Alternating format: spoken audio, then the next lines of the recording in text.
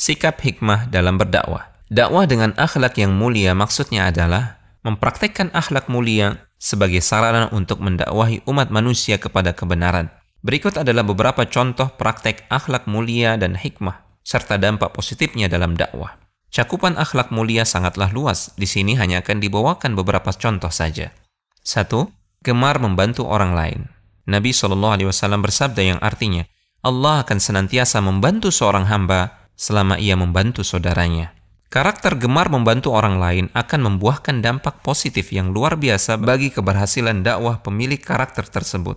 Menarik untuk kita cermati ungkapan Ummul Mukminin Khadijah radhiyallahu taala anha ketika beliau menghibur suaminya Rasulullah SAW yang tengah ketakutan dan merasa khawatir tatkala wahyu turun pertama kali kepada beliau. Khadijah berkata, "Demi Allah tidak mungkin, Allah tidak akan pernah menghinakanmu, sebab engkau selalu bersilaturahmi, meringankan beban orang lain, memberi orang lain sesuatu yang tidak mereka dapatkan kecuali pada dirimu, gemar menjamu tamu, dan engkau membantu orang lain dalam musibah-musibah mereka." Kedua, jujur dalam bertutur kata. Allah Subhanahu wa taala berfirman yang artinya, "Wahai orang-orang yang beriman, bertakwalah kalian kepada Allah dan ucapkanlah perkataan yang benar." Kejujuran bertutur kata dalam kehidupan sehari-hari membuahkan kepercayaan masyarakat terhadap apa yang kita sampaikan, bukan hanya dalam perkara duniawi, namun juga dalam perkara agama. Rasulullah SAW menjadikan kejujurannya dalam bertutur kata sebagai dalil dan bukti akan kebenaran risalah yang disampaikannya.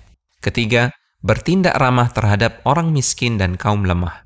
Rasulullah SAW bersabda yang artinya, "Tolonglah aku untuk mencari dan membantu orang-orang lemah. Sesungguhnya kalian dikaruniai rizki dan meraih kemenangan lantaran adanya orang-orang miskin di antara kalian."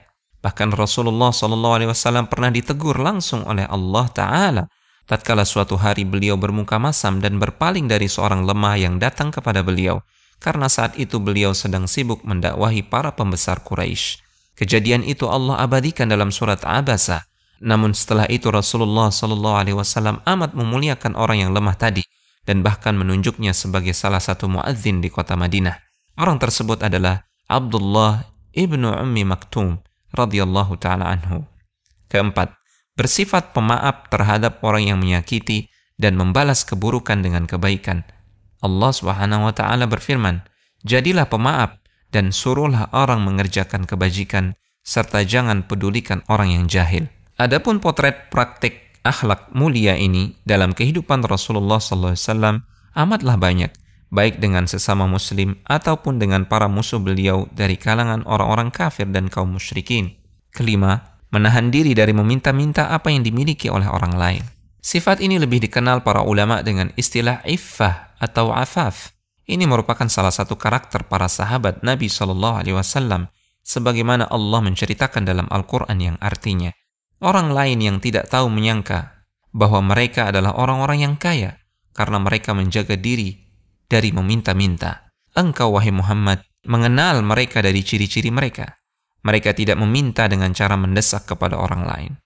Rasulullah SAW bersabda yang artinya, barang siapa menjaga kehormatan dirinya dengan tidak meminta-minta kepada manusia dan berambisi untuk memperoleh apa yang ada di tangan mereka, niscaya Allah akan menganugerahkan kepadanya iffah atau kehormatan diri, dan barang siapa merasa diri berkecukupan, niscaya Allah akan mencukupinya. Al-Hujjah.com